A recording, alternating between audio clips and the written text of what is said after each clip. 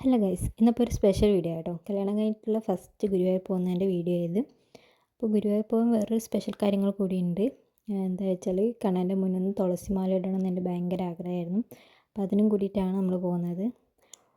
അപ്പോൾ അവിടെ എത്തുമ്പോൾ ഇവിടെ കുട്ടികൾ അരങ്ങേറ്റവും കാര്യങ്ങളൊക്കെ ഉണ്ടായിരുന്നു. അന്നത്തെ ദിവസം നല്ല തിരക്കുണ്ടായതുകൊണ്ട് തന്നെ അന്നത്തെ ദിവസം ഗുരുവായൂരപ്പനെ ഉള്ളിൽ കയറി തൊഴാനൊന്നും പറ്റിയിട്ടില്ല.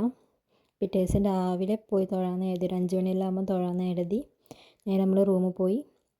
പിന്നെ കുറച്ച് സമയം കഴിഞ്ഞിട്ടൊന്ന് ഗുരുവായൂർ കണ്ടിട്ട് ഇറങ്ങിന് കേട്ടോ. മെയിനായിട്ട് ആ കോൾഡ് കോഫി ഉണ്ടല്ലോ എല്ലാവരും പറയുന്നത്, അപ്പോൾ അതും കൂടി ഒന്ന് കുടിക്കാമെന്ന് എഴുതി ഇറങ്ങുന്നത്. പക്ഷെ അതൊക്കെ ക്ലോസ് ചെയ്തിനു.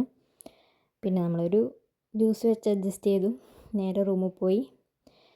അപ്പോൾ പിറ്റേ ദിവസം രാവിലെ 5 മണിക്കാണ് ഗുരുവായൂരപ്പനെ കയറി തൊഴുതു. പക്ഷെ അതൊന്നും വീഡിയോ ഒന്നും എടുത്തിട്ടില്ല. പിന്നെ നമ്മൾ നേരെ വന്ന് നമ്മൾ തുളസിമാല ഇടേണ്ട സമയം 10 മണിയാണ് തലേന്ന് ബുക്ക് ചെയ്തിട്ടുണ്ടായിരുന്നത്. അപ്പോൾ ആ സമയമാകുമ്പോൾ നമ്മൾ വന്നു, മുന്നിൽ നിന്നൊന്ന് തൊഴുത് കഴിഞ്ഞതിന് ശേഷം നമ്മൾ നേരെ മണ്ഡപത്തിലേക്ക് പോയി. ഇവിടെ നമ്മൾ സാധാരണ ഒരു കല്യാണം കഴിക്കുന്നതിൻ്റെ അതേപോലെ തന്നെയാണ് കേട്ടോ. നമുക്ക് തുളസിമാല വന്ന മണ്ഡപത്തിൽ നിന്ന് നമ്മൾ ഇടുന്നത്. ഒരു 750 രൂപയാണ് ഇതിനാകുന്നത്. തലേന്ന് ബുക്ക് ചെയ്തായിരുന്നു നമ്മൾ.